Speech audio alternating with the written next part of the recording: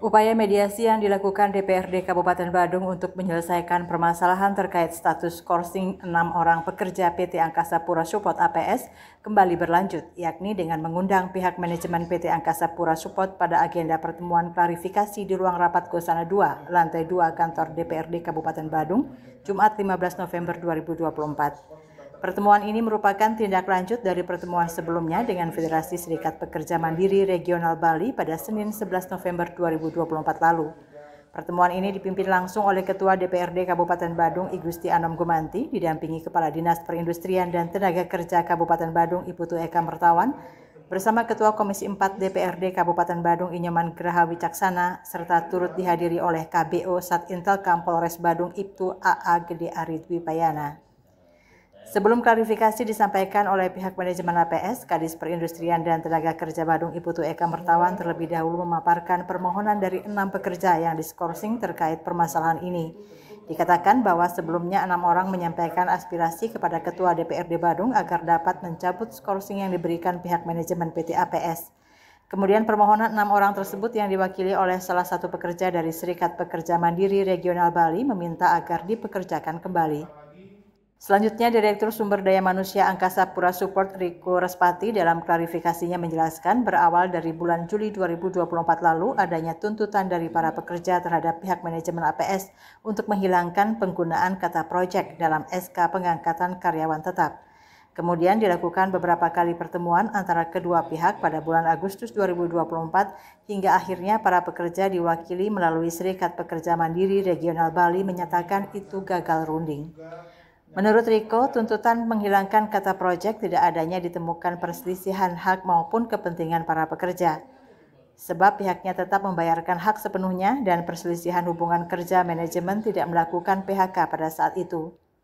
Hingga akhirnya karena pertemuan kedua itu dianggap sebagai gagal runding, pihaknya menerima surat pemberitahuan pada 12 Agustus 2024 dari Serikat Pekerja dan adanya penyampaian akan dilaksanakan aksi mogok kerja oleh ratusan pekerja pada tanggal 19 hingga 21 Agustus 2024. Kemudian pihak manajemen tidak menanggapi pemberitahuan itu karena dianggap bukan surat resmi yang hanya dikirim melalui pesan WhatsApp. Sebab hal itu merupakan tidak sesuai dengan mekanisme berdasarkan Undang-Undang Nomor 13 Tahun 2003 tentang Ketenagakerjaan.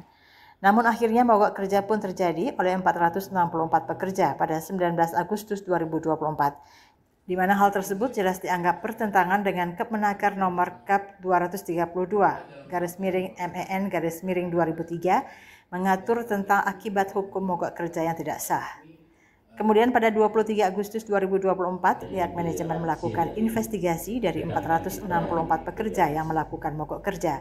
Dari hasil tersebut ditemukan 406 orang yang hanya ikut-ikutan melakukan aksi mogok kerja dengan alasan mereka menerima intimidasi dari sesama pekerja.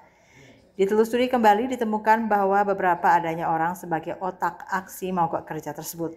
Selanjutnya 55 pekerja diberikan skorsing oleh manajemen, namun 25 orang menolak skorsing dan 30 orang menerima skorsing tersebut. Disebut hanya tersisa 6 orang yang bersikukuh untuk tidak menerima skorsing. Selanjutnya dari 55 orang yang diskorsing ada 38 orang yang dapat dipekerjakan kembali. Riko melanjutkan 6 orang yang disebut diskorsing nyatanya mereka tidak menerima skorsing dan tetap menerima hak-haknya.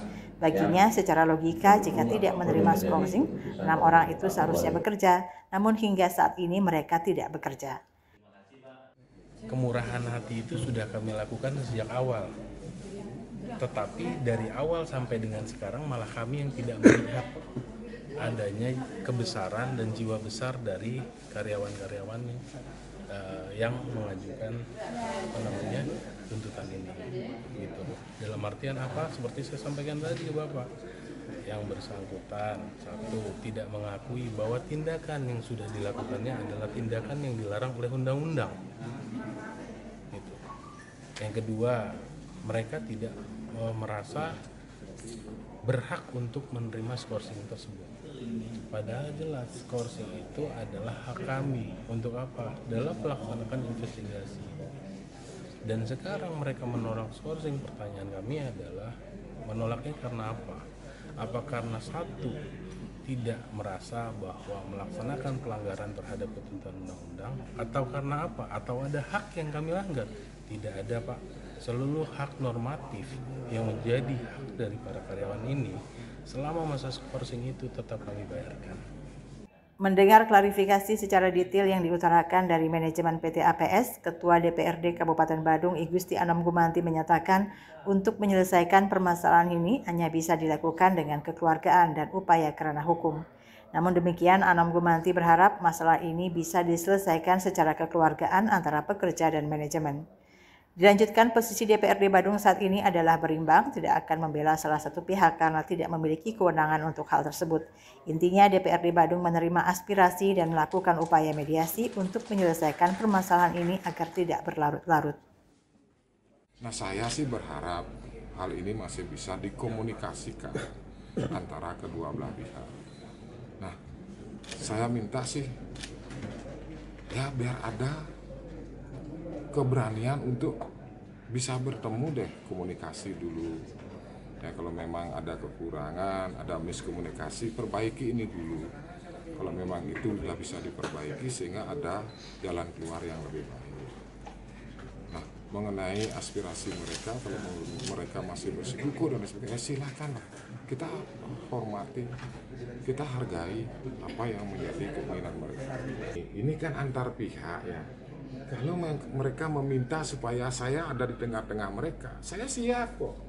Kan begitu. Kita kan enggak, bukan kita tidak menawarkan. Ini kan masalah antar pihak, kedua belah pihak. Kalau memang nanti kita diminta, kita siap kok. Kabar Bali Hits mengabarkan.